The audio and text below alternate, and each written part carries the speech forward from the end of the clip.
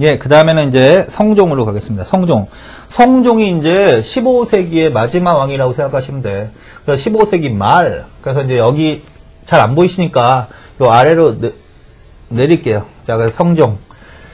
자, 성종의 타입은 뭐다? 중앙집권의 완성이다.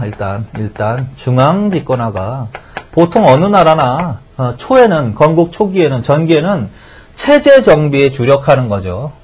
그래서 그 과정에서 왕권도 확립시키는 데 주력하는 거고, 왕권 확립에 기여한 사람이 누구다? 태종, 세조, 이렇게. 그 다음에 지나치게 왕권이 강화되면 안 좋으니까 세종은 왕권과 신권의 조화를 추구했다, 이렇게 한 거고.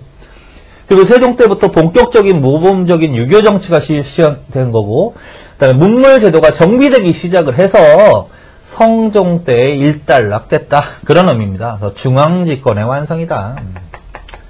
그거는 이제 조선 통치체제의 기본 틀이 정립이 된다. 그게 이제 결과적으로는 경국대전의 편찬으로 나타나는 거예요, 그게.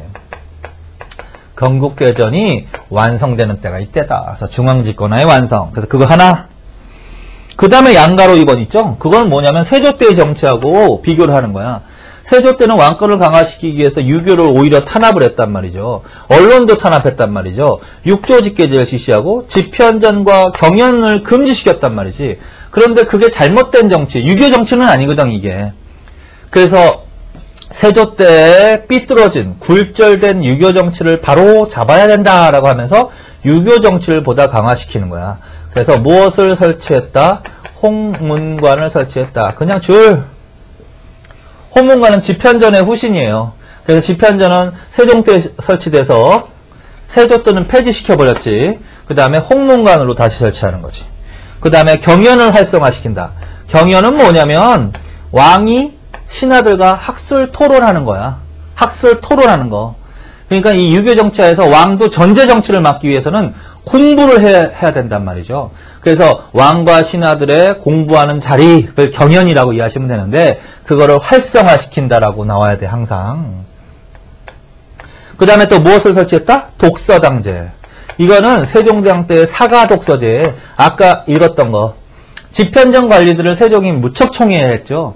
그래서 이 집현전 관리들은 사원부의 감찰도 받지 않도록 해줬어. 그 다음에 휴가를 주어서 독서에, 학문에 전념하도록 하는 사가독서제를 실시했어. 그것의 후신이 바로 독서당제야. 그럼 독서당제는 뭐다, 개념이? 휴가를 주어 학문에 전념하게 하는 제도, 이렇게 이해하시면 된다. 그래서 322페이지까지. 그 다음에 이제 왕권 안정을 위해서 정치적으로 이거 굉장히 중요합니다. 사림을 처음으로 사림을 등용하는 왕이야. 그래서 그거 반드시 줄쳐놓으세요. 사림. 그래서 사림이 중앙정계에 본격적으로 진출하는 때가 바로 성종입니다라는 거야. 사림은 15세기에는 지방세력이야. 지방세력. 걔네들의 기운을 따져 올라가면 아까 했던 여말 옹건파 사대부들이야. 옹건파 사대부들의 대부분은 역성혁명에는 반대했단 말이죠. 그래서 중앙정치에 참여하지 않고 향촌사회에 내려와서 거기에 근거지를 두고 활약을 했단 말이지.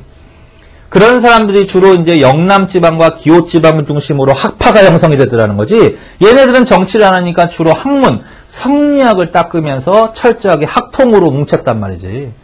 그런 사람들이 이제 중앙정계에 본격적으로 진출하기 시작하는 거야. 의도적으로 성종이 그런 사람들을 등용한 거지. 그게 바로 사림이다. 자, 최초로 등용된 사람이 바로 이 사람이야. 김종직. 이 사람도 단독으로 문제가 나와요. 반드시 기억해 놓으세요. 김종직을 필두로 해서. 자, 그래서 성종 때는 어떤 세력을 등용하는 왕이다? 사림. 누구를 필두로 해서? 김종직을 필두로 해서 사림들이 등장하는데 얘네들이 주로 어디로 진출하냐면 조선시대 언론, 대표적인 언론 관청이 있어. 3사. 그 다음에 인사권을 장악했던 인사권을 행사했던, 문관의 인사권을 장악했던 전랑직, 요런 직책으로 주로 진출을 하면서 얘네들이 이제 인사권을 장악해 나가고 3사를 통해서 이 당시의 지배 세력은 누구라고 하냐면 훈구 세력이라고 하는 거다. 훈구파. 그러니까 성종 때 정치의 또 상황은 뭐냐면 관악파를 계승한 이 훈구 세력들이 지배 세력이었다. 얘네들이 이제 비리를 저지르기 시작하고 이러는 거야. 비리. 그래서 이 삼사를 통해서 진출한 살인들이 누구의 비리를 비판한다? 훈구 세력들, 훈구 대신들의 비리를 비판하더라. 그래서 이때부터 이제 이 두 세력 간의 갈등이 첨예화되는 거야. 훈구 세력과 살인 간의 갈등이. 나중에 이제 16세기에 사화로 발생하는 거야. 사화로 터지는 거야, 이게. 자, 그리고 이제 김종직 반드시 기억해 놓으시고, 김종직. 그리고 김종직에 대해서 읽기자료에 대해서 나오는 거 있죠? 거기 정몽주와 길제학통을 계승, 그거 하나 반드시. 줄쳐놨죠? 그거 기억하고. 정몽주하고 길제학풍을 계승한 사람이야, 김종직은. 그래서 살인들의 기원은 여말 옹건파 사대부들이라는 뜻이죠. 계승한 김숙자의 아들이라고. 그 다음에 영남살인들의 존경을 받는 인물. 김종직은 성종의 총애를 받아 정여창, 김갱필, 김일손, 그 사람들 세 사람 기억하세요. 정여창, 김갱필, 김일손, 이런 사람들도 요때 이제 진출하는 사람인데 김종직의 제자들이야.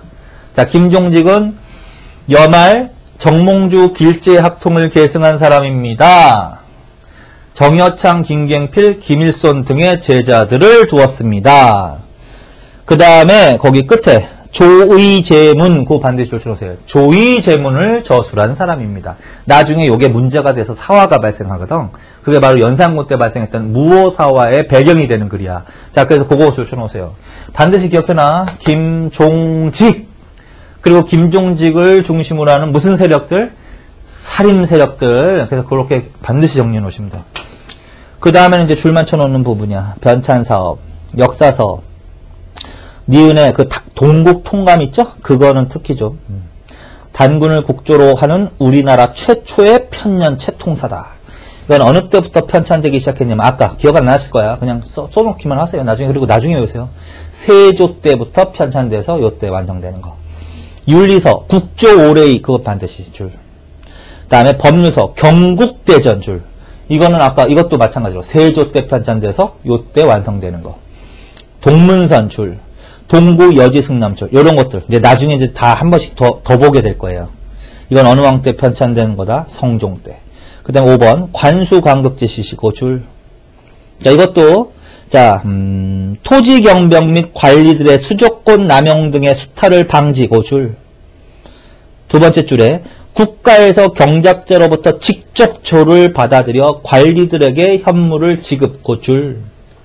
세 번째, 수조권을 지급받은 관리들의 토지에 대한 직접적인 권리 행사를 차단, 국가의 과절에 대한 지배력 강화고 줄. 자, 성종 때 실시된 관수관급제에 대해서 말해보세요. 배경은 뭔다? 관리들의 수조권 남용을 방지하기 위해서 실시한 제도야. 구체적으로는 어떤 제도다? 국가에서 직접 세금을 걷는 거야. 조를 받아서 관리들에게 나눠주는 제도. 그래서 관수, 관급, 관에서 걷어서 관리들에게 지급한다. 관수, 관급제.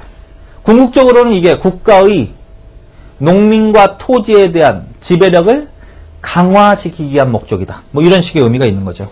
나중에 또 본다 그랬죠? 이런 것들은. 자, 그 다음에 넘기세요. 오가작동법 줄. 오가작동법. 이건 아까 간단하게 잠깐 말씀드렸는데 태종 때 실시됐던 인보제가 바뀐 거란 말이야. 태종 때 인보제가 이걸로 바뀌었는데 오가작동법은 무슨 뜻이다? 5개의 집을 하나로 묶어서 통이라고 하는 거야. 그래서 오가 작통. 그리고 5집은 연대 책임을 물리는 거야. 연대 책임이라고 써놓으세요. 예를 들어서 이런 거지. 어떠한 5집이 이제 계속 연대적으로 책임을 물는 건데 어떤 한 집이 잘못하면 4집이 나눠서 그걸 분담을 하는 거야. 예를 들어서 어떤 한 집이 세금을 안 내고 도망갔어, 밤사이에. 그러면 그 도망간 사람의 세금까지 누가 내야 된다? 나머지 4집에서 나눠서 낸다는 거지. 결국은 그런 목적이 강하다. 자, 그래서 주민들의 이탈을 방지하기 위한 목적이다. 그래서 태종 때 실시됐던 아까 호패법, 인보제, 오가작동법 다 무슨 기능을 갖고 있다? 주민의 이탈 방지, 감시 이런 기능이다. 그 다음에 도첩제 폐지 등 불교 탄압 정책의 강화, 그거 줄. 그리고 강화에다 동그라미. 자, 아까 태조 때는 도첩제를 실시했다고 했죠. 그리고 도첩제는 무슨 제도야? 출가를 제한하는 제도라고 그랬지. 당연히 억불 정책 맞지? 근데 이때는 도첩제를 폐지했다고 그랬죠. 도첩제를 폐지. 그러면 도첩제 CC가 억불정책이면 토첩제를 폐지하면 이건 억불정책이 아니냐라는 거야. 억불정책이라는 거야. 그것도 더 강력한 억불정책. 그래서 그 문장이 강화 이렇게 나와야지 완화 이렇게 나올 수가 있단 말이야. 그래서 태조 때 실시된 억불책보다 더 강력한 억불책이다. 강화되었다라고 해야 된단 말이죠. 왜 그러냐? 그럼 니 외우지 말고 그거 도첩제 폐지가 무슨 내용이다. 거기에 동그라미 2번 두 번째 줄 도첩제를 폐지하여 승려의 출가를 일체 금지했다. 그걸 줄쳐놓으시면 돼. 도첩제는 제한만 하는 건데 허가를 해주고 안 해주고 그거 문제인데 도첩제 폐지는 일체 출가를 금지하는 정책이라고. 그냥 더 강화된 억불 정책이 맞는 거죠. 그냥 그렇게 이해하시면 된다. 자, 거기까지 국방 강화는 그냥 윤필상 밑에 허종 뭐 두 사람만 줄쳐놓으세요. 여기까지. 자, 그래서 지금까지 태조, 태종, 세종, 세조, 성종 요 5사람들의 정책을 주로 정치를 하는 거니까 지금은 정치를 중심으로 보십시오. 자, 그래서 이런 식으로 해서 5왕을 정리해 놓으시는 겁니다. 자, 여기까지.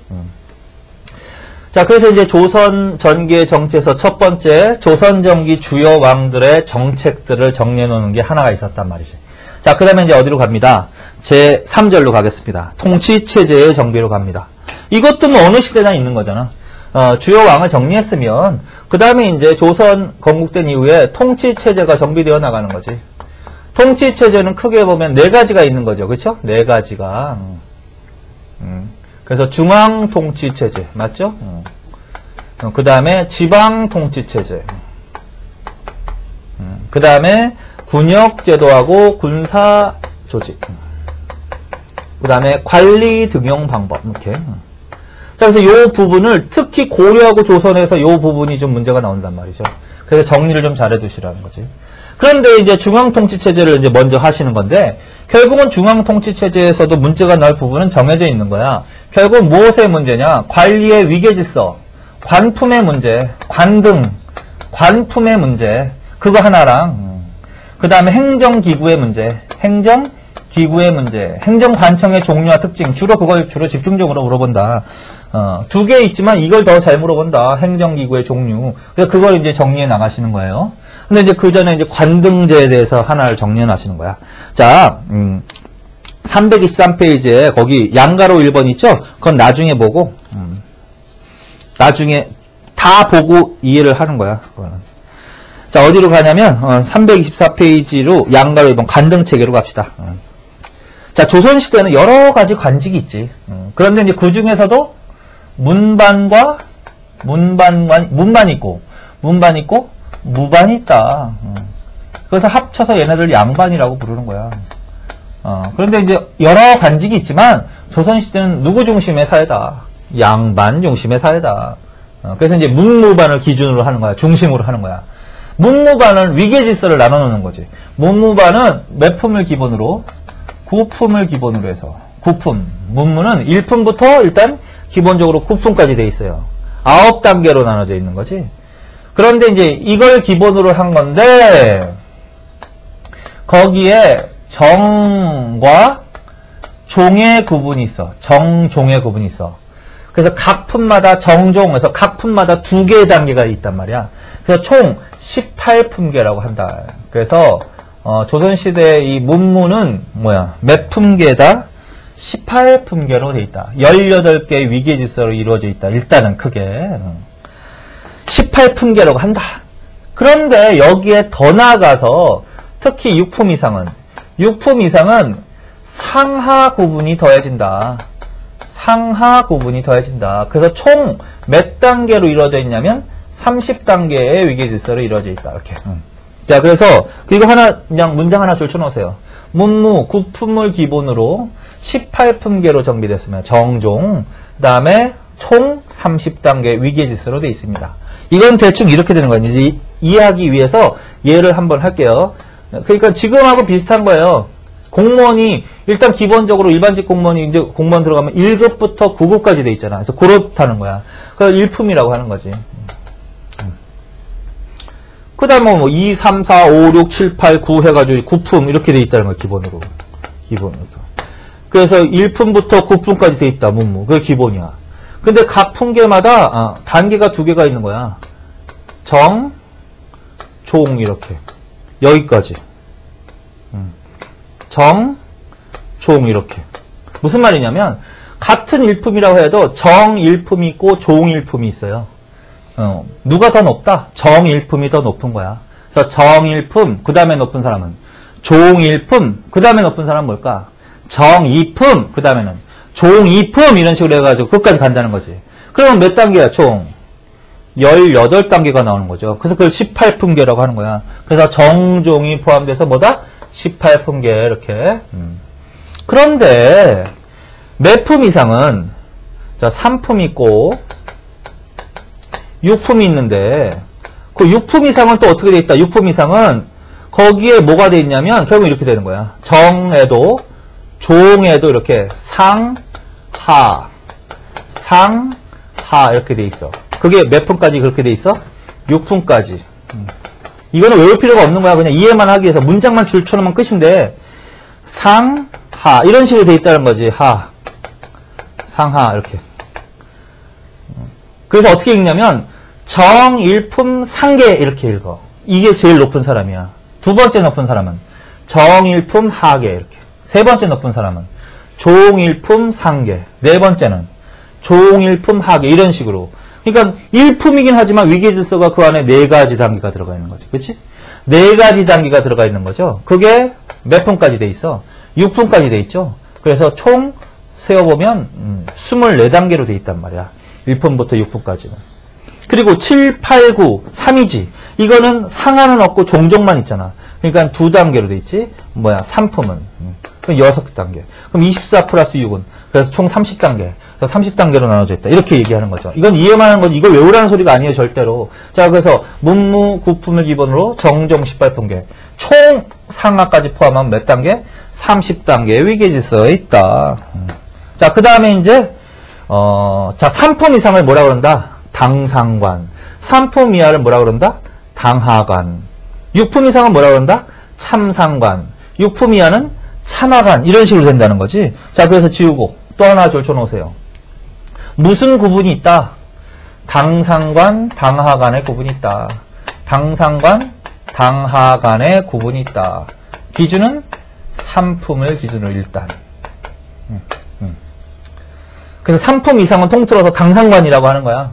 그리고 3품 이하는 당하관. 그래서 조선시대의 고위관료, 고위공무원들, 가장 최고위 공무원들은 대부분 이렇게 부르는 거지. 당상관이라고 보통 부르는 거죠. 크게.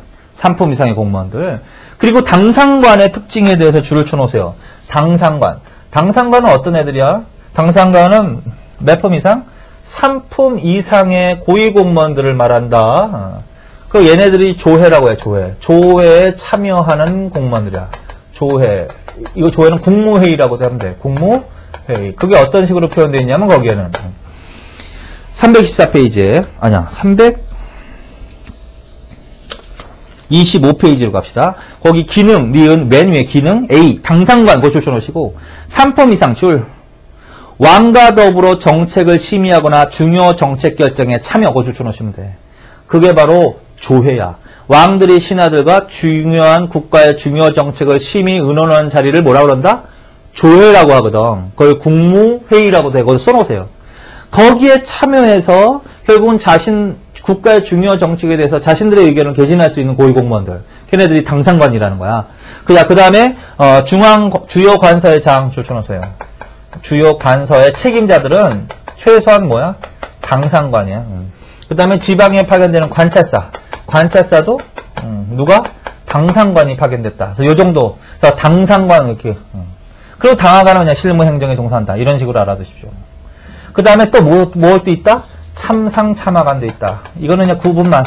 참상관, 참하관도 있다. 이건 몇 품을 기준으로 한다? 6품을 기준으로 한다.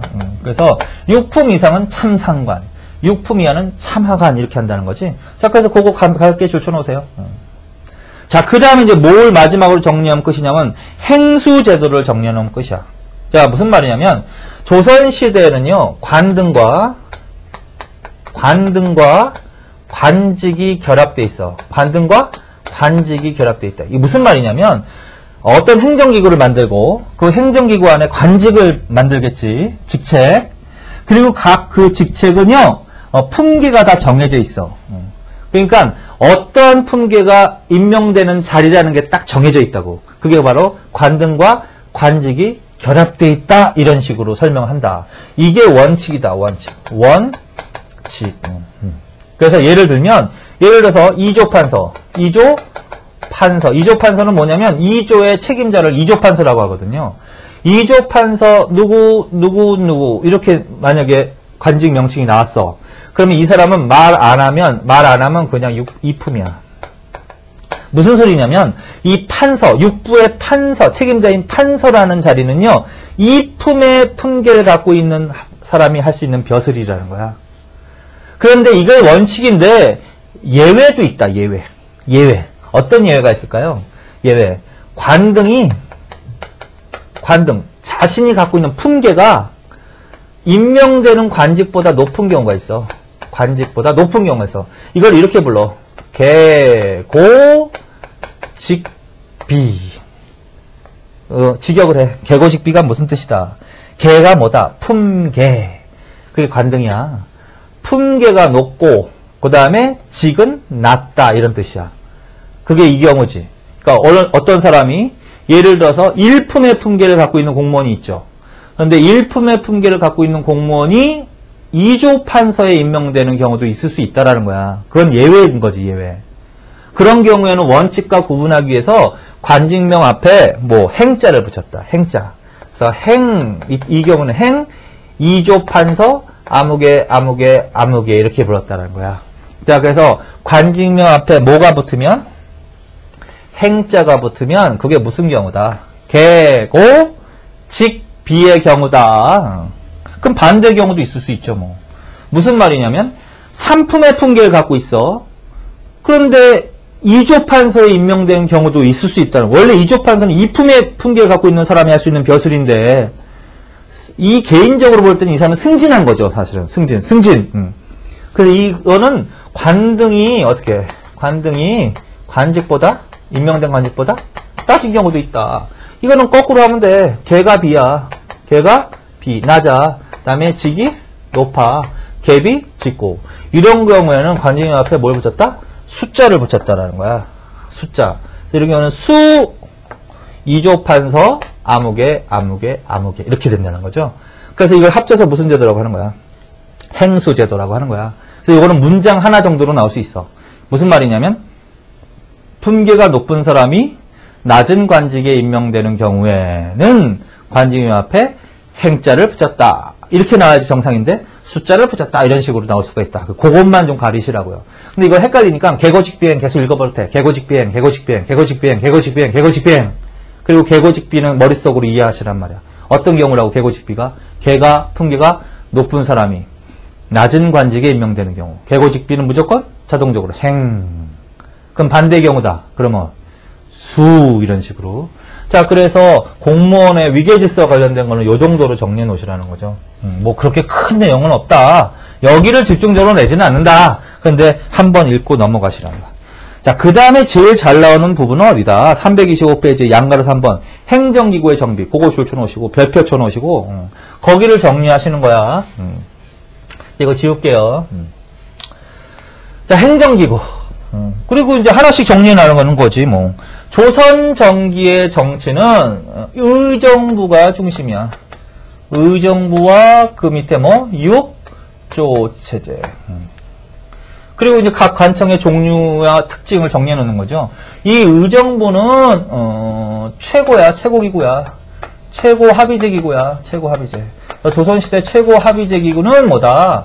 의정부다. 백관을 통솔하고 중요한 정책을 결정하는 기구다. 여기에 포함되어 있는 사람이 영의정, 좌의정, 우의정이야. 그래서 삼정승이라고도 하는 거죠. 삼정승의 합의제 기구다. 그래서 이게 바로 의정부의 기능이다. 뭐 그렇게 어렵지 않죠. 근데 좀 더 나갑시다. 뭐야? 의정부 중심의 정치. 의정부에서 먼저 합의하고 어떻게 정치하는 걸 뭐라 그랬지 아까? 정부 뭐 서사제라고 했죠. 의정부 서사제. 그걸 기억하라고. 어느 왕 때? 세종 때. 세종 때. 그 세종 때에 실시한 의정부 서사제의 의의는 뭐다? 왕권과 신권의 조화를 추구했다. 이렇게 가셔야 되는 거지. 세종 때. 자, 그래서 그렇게 알아놔. 반드시. 의정부 서사제의 의의. 그리고 의정부라는 기구는 왕권을 조금 견제하는 기능이 들어가 있는 거야. 왕권 강화를 위해서 의정부 서사제를 지었습니다. 논리적으로 안 맞는다고요. 왕권 강화를 위해서는 뭘 해야 돼? 의정부 서사제가 아니라 아까 했던 6조 직계제를 실시해야 되겠지. 자, 그래서 그거 반드시 기억해 주시면 돼. 의정부 중심의 정치, 의정부 서사제를 지향했던 사람이 누굴까? 무슨 정치를 추구하는 거야? 이거는 주로 재상 중심의 정치를 추구하는 거지. 그 사람이 바로 정도전이라고. 정도전. 그래서 아까 미리 써놓은 거야. 정도전은 민본주의에 입각한 재상 중심의 정치를 추구했다. 거기에 가장 합당한 정치기구가 뭐다? 의정부라고. 합당한 제도가 뭐다? 의정부 서사제. 그래서 그렇게 정리를 해놓으세요. 반드시. 자, 그 다음에 6조. 6조는 의정부 밑에 소속되어 있는 거다. 이거는 결정된 정책을 어떻게 해? 정책을 구체적으로 집행하는 부서다. 집행. 그래서 구체적으로 뭐가 돼 있다? 이, 호, 예, 병, 형, 공 이런 식으로 돼 있다. 그리고 그냥 간략하게 뜻을 말하면 2조는 주로 문관의 인사, 호조는 주로 재정, 예조는 주로 의례, 교육, 과거, 외교 이런 거. 병부는 제일 쉽죠. 군사. 형조는 형률, 노비 이런 거. 공부는 토목 이런 식으로. 그 뒤에 박스 안에 그 기능은 다 들어가 있으니까 그렇게 보시면 돼. 이 6조. 그래서 나라의 업무를 효율적으로 어떻게 분담시켜서 정책을 운영하는 제도다. 그렇죠? 더 나가자. 6조와 관련해서 6조 직계제라는 걸 기억해야지. 6조? 직계제라는 관청이 있죠. 6조 직계제. 6조 직계제는 무슨 제도야? 6조의 업무를 어디에 보고하지 말고 의정부에 보고하지 말고 왕에게 직접 직계하도록 했다. 이걸 6조 직계제라고 합니다. 이거는 대표적인 뭐다? 왕권 강화와 관련이 있다. 어느 왕이다? 태종과 세조다. 기억하셔야지 이거. 이런 게 더 실질적인 문제니까. 자, 그래서 같이 그래서 의정부하고 6조 거기까지 정리하시면 된다. 자, 그 다음에 뭘로 간다? 326 승정원으로 가겠습니다. 자, 승정원 있죠? 승정원이 있습니다. 승정원. 승정원은 기능이 뭐다? 왕명, 출납. 자, 그래서 승정원은 대표적으로 왕직속이야. 왕직속. 왕에 속해 있는 관청이야. 당연히 왕의 명령을 받는 거지. 왕직속으로서 왕명, 출납의 업무를 맡아보았습니다. 가장 대표적인 뭐다? 왕권 강화와 관련이 있는 관청이겠죠. 이게 당연히요. 그쵸? 그래서 승정원. 그래서 도승지가 책임자고 6명의 승지가 있다. 6명의 승지가 각각 어떻게 6부를 담당하는 거야. 예를 들어서 6조 직계제가 실시되면 왕권이 강화되는 거 맞죠? 아까. 그럼 왕권이 강화되면 승정원의 기능도 강화될까? 약화될까? 업무가 많아질까? 적어질까요? 많아지지. 당연히. 왜? 왕이 하는 일이 많아질 거 아니야. 6조 직계제는. 그러니까 결국은 승정원의 기능도 강화되는 현상이 있다. 반면에 의정부 서사제는 의정부가 중심에서 정치를 하니까 반대 현상이 일어나겠죠. 자, 그 다음에 의금부를 먼저 보세요. 리을로 가. 의금부를 가. 의금부. 이것도 왕직속이라고 해놔야 돼요. 왕직속으로 아주 중재인, 주로 정치범들을 재판하는 재판기구야. 사법기구. 자, 그래서 왕직속. 그래서 이거는 항상 같이 다니는 거야. 같이 다니세요. 왜? 뭘로 같이 다녀? 왕직속으로 같이 다녀. 왕직속의 비서기관, 왕명출납기구인 승정원과 그 다음에 중대한 범죄 등을 주로 재판, 다스리는데 사용했던 의금부는 왕직속. 그래서 대표적인 왕권 강화와 관련이 있다. 이런 식으로. 자, 그 다음에 위로 가세요. 3사. 중요하다. 3사. 자, 조선시대 3사가 있다. 조선시대 3사. 이거를 고려시대, 일단 고려시대 3사하고 일단 비교를 잘하지. 고려시대 3사는, 하나야, 하나. 그리고 기능도 단순한 전곡 출납 회계 재정 기능을 담당한 관청이라고요. 근데 조선시대 3사는 그렇잖아. 자, 조선시대 3사는요, 일단 3개야. 사헌부, 그 다음에 사간원, 그 다음에 홍문관. 요 3개를 합쳐서 어떻게 3사라고 합니다. 그래서 그거 반드시 따로따로 정리해 놓으십시오. 사헌부, 사간원, 홍문관 요 3개를 합쳐서 3사라고 합니다. 이렇게. 그리고 각각의 기능. 자, 사헌부는 뭐다? 관리, 감찰, 풍속, 교종, 감찰 등의 임무를 맡았습니다. 사간원은 간쟁. 이게 대표적인 언관이야, 언관. 언론기관이라고, 언론활동이라고. 그 다음에 홍문관은 학문 연구했겠지. 그걸 문안이라고도 표현해. 문안과 그 다음에 경연에 참가해서 왕의 고문, 왕의 정치적 고문 역할을 했다. 자, 그러면 홍문관을 말하는 겁니다. 자, 그래서 요 3개 굉장히 중요합니다. 3사. 근데 이 3사를 통틀어서 뭐라고도 하냐면 언관직이라고도 해. 언관직. 언론관직 해가지고. 그래서 3사. 조선시대 3사는 주로 언론활동을 담당하는 관청인 거야. 그래서 언론활동이란 뭐다? 왕이나 고위 대신들이 잘못된 행위를 하면 비판하는 활동을 하는 거란 말이야. 그래서 이 3사는 왕이나 고위 관료에게 권력이 집중되는 것을 막아주는 기능을 한다. 견제, 권력의 견제와 균형을 이룬다. 이런 식으로 이해하시면 된다. 언론 활동을 한다. 그리고 요 사헌부하고 사간원 있죠? 사헌부하고 사간원을 합쳐서 뭐라고도 부른다? 양사라고도 부른다. 맞지? 2개 사, 맞죠? 양사. 사헌부, 사간원. 자, 얘네들이 바로 어떤 권을 갖고 있다? 서경권을 갖고 있다. 서경권. 서경권은 뭐다? 그거 고려시대 다 하신 거죠? 왕이 관리를 임명할 때 동의를 해주는 권한. 이걸 서경권이라고 했다라는 거죠. 그래서 조선시대에도 이 서경권이 있어. 그래서 왕이 관리를 임명할 때는 양사의 동의를 얻어야 했단 말이야. 자, 여기까지. 그리고 이러한 기능을 고려시대에는 누가 했을까요? 그게 고려시대는 대간이 한 거야, 대간. 대간 대성이라고 불렸던 관청이 있지? 중서문화성의 낭사하고 어사대간원들 합쳐서 대간대성이라고 불렀죠? 걔네들이 이제 이런 활동을 하는 거야. 자, 그래서 이 3사가 굉장히 중요하다. 그래서 권력의 견제와 균형의 원리를 추구한다. 여기까지. 자, 그 다음에 행정관청이면서, 이제 여기 중요한 거, 이게 제일 중요해서, 이 부분을 집중적으로 하시고, 나머지는 그냥 크게 보면 돼. 자, 행정관청이자 사법권을 행사했던 관청이 있어. 그래서 삼법사도 있다. 3사도 있지만 모두 있다? 삼법사도 있다. 그래서 3사하고는 구분하셔야 돼. 3사는 주로 언론활동을 담당했던 관청이고, 삼법사는 3개의 주요한 사법기구를 말하는 거야. 사법기구. 그래서 삼법사는 뭘 말한다? 형조. 그 다음에 사헌부, 그 다음에 한성부를 말한다. 형조, 사헌부, 한성부. 이걸 합쳐서 삼법사, 3개의 주요한 사법기구다. 그래서 그렇게 알아두시면 된다. 의금부는 삼법사에 들어가질 않는다. 사법기구이긴 하지만. 그래서 그 정도. 그래서 여기가 제일 중요해요. 그래서 이걸 중심으로 보시면 돼. 이러한 기능이 다 이제 본문으로 읽어보시고 327페이지 도표로 나와 있는 거 있죠. 그렇죠?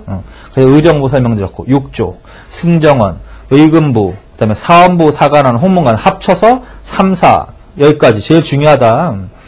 자, 그 다음에 나머지 줄만 쳐놓으세요. 그냥 한성부는 서울 행정 치안 담당, 교서관은 경적 간행, 성균관은 최고학부, 예문관은 국왕교서, 승문원은 외교문서 작성.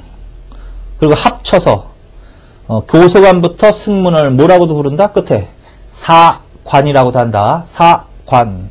그 다음에 춘추관은 뭐하는 곳이다? 역사를 기록하는 기구다. 실록을 편찬하는 기구다. 그래서 조선시대 조선왕조실록 편찬하는 기구가 뭐다? 춘추관 뭐 이렇게 되는 거죠. 자, 그래서 거기까지 정리해 놓으세요. 그래서 여기까지. 자, 그렇게 해놓고서 한번 보자고. 자, 그러면 이 정치기구의 특징을 한번 봐. 전체적으로. 여기에는요, 국왕 중심의 통치체제 구축과 관련 있는 정치기구 제도가 있어 없어? 국왕 중심. 쉽게 말하면 왕권 강화와 관련 있는 행정관청이나 제도가 있어요, 없어요? 아, 있는 거지. 골라봐요, 여기서. 왕권 강화 관련 있는 게 뭐냐고. 이거지. 6조, 직계제. 그 다음에 행정관청으로는 의정부? 안 되지, 그건 절대로. 그치? 6조 관련해서는 6조 직계제. 승정원과 의금부? 맞지. 승정원과 의금부. 승정원과 의금부. 요 세 개가 가장 대표적으로 뭐야? 왕권 강화. 그래서 조선시대는 물론 전제정치야, 전제정치.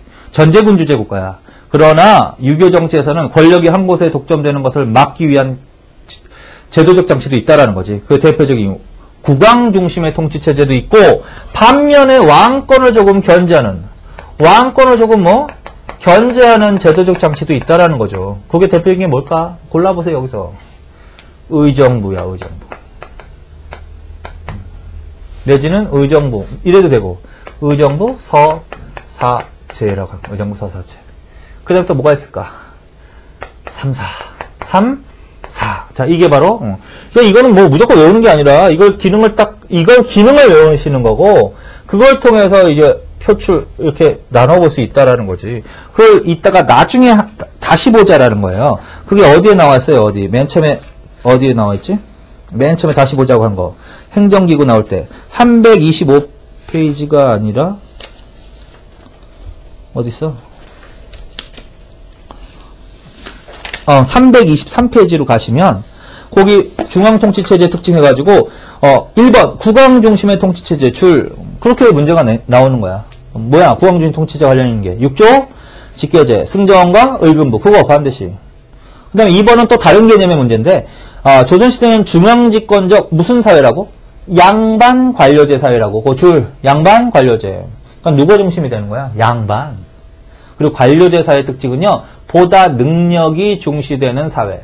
그래서 조선시대에는 과거 제도가 가장 큰 비중을 차지합니다. 이렇게. 자, 그 다음에 넘기시고. 자, 그 다음에 324페이지에 3번 권력의 견제와 균형을 추구. 이게 바로 뭐다? 왕이나 고위관료에게 권력이 독점되는 것을 막아주는 제도적 장치라는 거야. 대표적인 제도가 뭐가 있다? 의정부 서사제, 경연의 활성화, 3, 4. 그렇게 줄쳐놓으세요. 자, 요거는 왕권 강화 이렇게 가면 안 된다는 거죠. 왕권을 견제. 그래서 권력을 견제함으로써 어느 한 곳에 집중되는 것을 막아줌으로써 권력의 균형을 추구한다. 이런 식으로. 자, 그래서 이런 식으로 정리하고 이해하시면 된다. 그래서 그건 그냥 그대로 요 두 가지 정도로만 정리해 놓으세요. 자, 거기까지 하시면 돼. 자, 그 다음에 327페이지를 다시 와. 327페이지 다시 와. 그래서 3번을 읽어보세요. 무슨 말이냐면 아까 중앙집권적인 왕권 강화도 있고 그 다음에 그러나 왕권을 견제한 제도 있고 그리고 이제 관직 중에서는 누구 중심의 사회다? 양반 중심의 사회다. 그래서 양반 관료제 사회라고 한다. 그래서 이 중앙의 문반과 무반 양반들이 자기 중심의 사회를 이끌어가는 거야. 그래서 이 양반 중심의 관료의 사회를 운영하기 위해서 각종 제도를 마련해 가는 거죠. 그래서 가장 대표적인 게 바로 한품서용제야. 한품서용제. 근데 주의하실 것은 한품서용제가 양반에게 적용된다는 의미가 아니야. 무슨 뜻이다? 양반 중심의 사회를, 특권을 유지하기 위한 제도인 거지 양반에게 적용되는 게 아니야. 그걸 읽어보시면 된단 말이야. 그거를 내 말을 듣지 말고. 자, 읽어보세요. 자, 양반이 아니라 그 외에 다른 관직들, 거기에 나열되어 있는 사람들이 다 나열되어 있는 관직 사람들이 다 뭐냐면 한품서용제에 적용을 받는 거야. 이건 고려시대부터 있었어. 그래서 고려시대와 마찬가지, 이전과 마찬가지로 대부분 걔네들이 주로 실무행정직을 담당하는 중인층이야. 중인층. 신분적으로는 중인층인데 얘네들은 무엇으로 승진하는 것을 좀 제한한다? 고관으로 승진하는 것을 제한하는 거야. 승진하는 것을 제한하는 거. 이거를 무엇이라고 한다? 한품서용제라고 한다. 그래서 한품서용제는 누구한테 적용되는 거예요? 양반에게 적용되는 게 아니라고. 거기에 나열되어 있는 주로 중인층 기술직. 걔네들은 한품서용제에 적용을 받아서 고관으로 승진한, 고위관료로 승진하는 것을 제한을 받는다. 그 가로쳐놓은 게 바로 승진 상한선이야. 그러면 이걸 통해서 양반들이 누리는 혜택이 뭘까요? 고위관직은 누가 독점하게 돼 있어? 결국은 양반들이 독점하게 돼 있지? 자, 그래서 이게 바로 뭐다? 양반 중심의 사회 운영과 관련이 있다. 이렇게 되는 거죠. 넘기세요. 328페이지. 음서제도. 그리고 이제 고위관료로 독점한 양반들은 무슨 혜택을 받을 수 있다? 당연히 음서의 혜택을 받을 수 있다. 이거 뭐 고려시대에도 있었죠. 가로쳐놓고 이렇게 써놓으세요. 문음이라고 되나? 문음. 그래서 조선시대의 이 음서제도는 문음제도하고 문음제도라고도 나와. 문음제도. 자, 이거는 개념을 했으니까 뭐야? 문음제도, 문서제도란 고위 관료의 자손 등은 과거 시험을 보지 않고서도 어떻게 관직을 주는 제도. 이걸 음서제도라고 했죠? 그래서 똑같아, 개념은. 근데 조금 달라진 점이 있다면 뭐야? 거기 2품 이상 줄. 자, 조선시대의 음서 혜택은 누구로 제한된다? 2품 이상으로 제한된다. 그전에는 몇 품이었어? 고려시대는 5품 이상이었지? 그거 위에도 반드시 기억해놔. 5품 이상. 5품. 고려시대는 5품 이상, 조선시대는 2품 이상. 그러면 고려시대에 비해서 조선시대가 그 대상자, 혜택을 받는 사람이 늘어나는 거야? 대폭 줄어드는 거야? 줄어든다고 해야 되지. 5품 이상이 더 많죠, 인원이. 그래서 2품으로 제한됐다는 거. 그 다음에 조선시대는요, 고위관료로 승진하기 위해서는 반드시 과거 시험을 거쳐야 돼. 그것도 좋잖아. 그 말은 무슨 설입니다. 거꾸로 뒤집어서 말하면. 조선시대에 오면은 음서 출신자들은 고관으로 승진하는 것이 거의 불가능합니다. X. 반드시 뭘 거쳐야지만 된다고? 과거 시험. 고려시대는 어땠어요? 음서 출신자도 고관으로 승진하는데 제한을 받지 않았단 말이야. 자, 그래서 그거하고 비교해놔. 고려시대하고. 그래서 다시 음서제도의 개념은 뭐다? 공신, 종실, 고위관료의 자손 등에게는 과거 시험을 거치지 않고 관직을 수여하는 제도, 관직을 주는 제도, 그걸 음서제도로 간다. 자, 고려시대는 몇 품 이상? 5품 이상. 그 다음에 음서 출신자도 고관으로 승진 가능. 자, 조선시대에 오면 몇 품 이상? 2품 이상. 그 다음에 고위관료로 승진 불가능. 이렇게. 그럼 어느 시대의 음서의 비중이 더 큰 거야? 당연히 고려시대의 음서제도의 비중이 더 커진 거죠. 그렇죠? 그 다음에 조선시대에 오면 음서의 비중은 뭐야? 약화되는 거야. 그럼 반대로 뭐의 비중이 커질까? 과거 시험의 비중이 커지는 거야. 자, 그 다음에 무슨 제도도 있다? 대가제도. 이것도 고위공무원들이 누리는 혜택이란 말이야. 대가제도. 그건 줄만 쳐놓으세요. 대가는 뭐다? 문무형직자가 자궁, 정삼품 당하상계 이상이 되면 그에게 별가된 품계를 대신 자제위, 조카 등에게 줄 수 있도록 하는 제도. 거기까지 줄쳐놓고 나 품계에다 동그라미 쳐놓으세요. 그냥. 그렇게 이해해. 몇 품 이상도 외울 필요도 없고. 대가제도란 뭘 주는 거야? 품계를 주는 거야. 음서제도는 뭘 주는 거야? 관직을 그냥 주는 제도고요. 자, 그래서 대가제도도 있다. 이것도 3품 이상이니까 고위관료들이 다 뭐야? 혜택을 받는 거죠. 그가 누구야? 양반인 거지. 그래서 한품 서용제, 음서제도, 대가제도 이런 것들이 운영됐다. 개념 정도는 반드시 기억해 두시고 이것도 다 누구를 위한 제도였다라는 거야. 양반 중심의 관료제 사회 운영과 관련이 있다. 이렇게 정리해 놓으시면 돼. 그 다음에 이제 양반 중심의 사회와는 관련이 없지만 조선 관료 조직 운영의 특징 하나 있어. 지역적 차별. 그걸 줄여놓으십시오. 지역적 차별이 있다. 근데 어느 지역에 대한 차별이 좀 있다. 평안도하고 함경도. 평안도하고 함경도에 대한 차별이 좀 있다. 그래서 그거 기억하시고, 그 특히 평안도 있죠? 평안도에다 동그라미 쳐놔. 그리고 따로 빼. 평안도는 다른 말로 이렇게도 불러. 서북 지역이라고. 서북직. 그래서 서북인에 대한, 서북 지역에 대한 차별이 있었다. 그럼 조선시대 관료제의 특징이야. 그래서 그렇게만 일단 알아두세요. 자, 그래서 요 정도로도 정리를 해놔. 자, 그러나 일단 1차적으로는요, 요 관청의 종류하고 뜻을 물어보니까 요거 정리 잘 해두시고, 요걸 좀 의역하면, 국왕 중심의 통치체제 관련 있는 거, 왕권을 견제하는 거, 양반 관료제, 양반 중심의 관료제 운영과 관련 있는 제도, 이런 것들. 지역차별, 이런 식으로도 정리해 놓으시라는 거지. 요게 이제 전부 다 뭐야, 조선 관료제 운영의 특징이다. 이렇게 되는 거죠. 그래서 거기까지 하시겠습니다.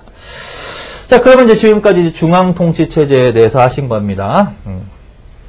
자, 그 다음에 이제 어디로 갑니다? 지방통치체제로 갑니다. 지방통치체제는 일단 결론적으로 말씀드리면 조선시대에는 철저하게 일단 중앙집권을 추구하는 경향이 강해. 일단 중앙집권을 추구해. 결론적으로 말씀드려요. 그런데 일부는 향촌 자치를 허용하기도 합니다. 자치를 허용합니다. 요게 결론이야. 이렇게 해놓고서 이제 크게 봅시다. 자, 조선시대에 오면은요, 행정구역을 일원화합니다. 일원화. 그래서 전국을 뭘로 나누냐면, 8도, 크게 8도로 나눠. 8도. 자, 여기는 무슨 의미가 들어가 있냐면, 도라는 행정구역만 있는 거지, 그 고려시대에는 일원적이 아니라 이원적, 다원적이었단 말이야. 근데 일원화시켰다. 북쪽의 양계 지방은 이제 없애는 거야. 그래서 그전에는 도와 계로 양분되어 있었으나, 조선시대에 오면 모두 개를 다 뭘로 바꿔버리는 거야? 도로. 그래서 행정구역을 일원화시켰습니다. 도로. 그런 내용이 들어가 있습니다. 그 다음에 이제 도 밑에 이제 뭐다? 부, 목, 군, 현, 이러한 행정구역을 설치하는 거야. 자, 여기도 또 의미가 있는데, 그 전에, 고려시대에는요, 이거는 일반 군현이라고 한다. 이거를 일반 통째서 일반 군현이라고 한다. 근데 일반 군현인데, 그 고려시대는 이거 외에 별도로 향, 부곡, 소라는 행정구역이 있었거든. 근데 조선시대에 가면 이제 다 없앱니다. 그래서 이 향부곡소 특별 행정구역을 일반 군현화시키는 거야. 그러니까 조선시대는 이런 단어가 나오면 안 돼. 향부곡소, 양계는 이제 없는 거예요. 그리고 이 부목군현보다 낮은 단위, 그걸 촌락이라고 한다. 촌락. 실제로 사람들이 사는 동네, 여기에 뭘 실시했냐면 면리통제도를 실시했다. 면리통제도. 그래서 조선시대의 크게 행정구역은 8도, 부목군현, 면리통 이런 식으로 가는 거야. 그리고 여기에는 의미가 들어가 있는 거지. 양계 없어집니다. 향부곡소 없어집니다. 그래서 행정구역을 일원화시켰습니다. 그리고 이 통 있죠, 통. 통은 오가작통법이 실시된 오가작통법을 말하는 거야. 촐락에는 뭘 실시했어? 멸리통, 오가작통법. 주민 이탈 방지. 그 다음에 조선시대는요, 행정구역을 일원화시킨 다음에 모든 군현에 무엇을 파견했다? 수령을 파견했다. 여기에는 뭐가 들어가도 된다? 모든이 들어가도 돼. 모든. 수령을 파견했다. 모든 군현에 누구를 파견했다? 수령을 파견했다. 그래서 중앙집권화가 강화된 거지. 그래서 그건 뭐냐면 여기에 파견돼. 부사, 목사. 여기서 수령은 뭘 말하느냐? 부사, 목사, 군수, 현령, 현갑 이런 식의 얘네들을 통칭해서 뭐라고 부르냐면 수령이라고 부르는 거야. 세 글자로는 얘네들 목민관이라고 합니다. 목민관.